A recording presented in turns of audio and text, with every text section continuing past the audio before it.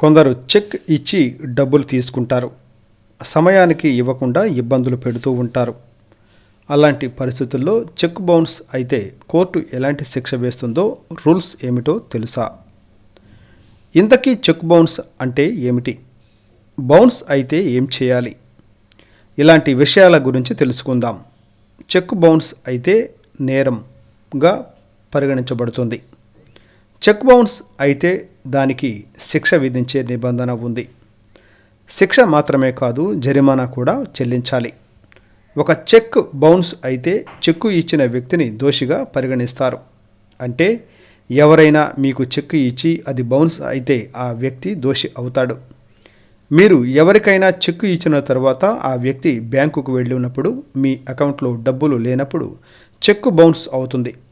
Cheque bounce అయితే ఆ వ్యక్తికి లీగల్ నోటీసు పంపడం జరుగుతుంది. దీనికి సదరు వ్యక్తి 15 రోజుల్లోగా సమాధానం ఇవ్వాల్సి ఉంటుంది. అలా చేయని పక్షంలో అతనిపై నెగోషియబుల్ ఇన్స్ట్రుమెంట్ యాక్ట్ 1881 కింద కేసు నమోదు చేయవచ్చు. ఈ చట్టంలోని సెక్షన్ 148 క్రింద చెక్ బౌన్స్ కేసు కూడా నమోదు చేయవచ్చు. ఇది శిక్షార్హమైన నేరం. ఇందులో దోషికి 2 సంవత్సరాల వరకు జైలు శిక్ష పడే అవకాశం ఉంది. అంతేకాదు, చెక్ బౌన్స్ అయితే జరిమానా కూడా చెల్లించాల్సి రావచ్చని గుర్తుంచుకోండి. పెనాల్టీతో పాటు బౌన్స్ అయిన చెక్కుకు కూడా పెనాల్టీ విధిస్తారు. ఇది చెక్కుపై రాసిన మొత్తం 2 కూడా కావచ్చు. అయితే చెక్కు రాసిన తర్వాత మీ అకౌంట్లో డబ్బులు లేని సమయంలో మాత్రమే ఇది జరుగుతుంది. చెక్కు బౌన్స్ అయినప్పుడు వినియోగదారునికి కూడా కొన్ని హక్కులు ఉంటాయి. చెక్కు బౌన్స్కు 7 సంవత్సరాల కంటే తక్కువ శిక్ష ఉంటే అది బెయిలబుల్ నేరం.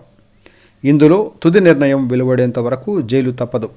ఈ కేసులో ఎవరైనా శిక్షించబడితే అతని క్రిమినల్ ప్రొసీజర్ కోడ్ 389/3 ప్రకారం ట్రయల్ కోర్టు ముందు దరఖాస్తు చేసుకోవచ్చు.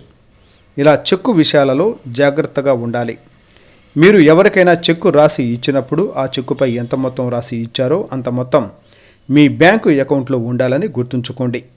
ఒకవేళ వ్యక్తికి కాకుండా ఏదైనా కంపెనీకి కానీ షాపింగ్ విషయంలో లేదా ఏదైనా బైక్ కొనుగోలు చేసినప్పుడు లేదా ఏదైనా వస్తువు కొన్నప్పుడు షాపు యజమానికి ఇచ్చిన చెక్ బౌన్స్ అయిన సందర్భంలో వారు చెక్ బౌన్స్ వేయకుండా కొంత పెనాల్టీ ఛార్జీ విధించవచ్చు.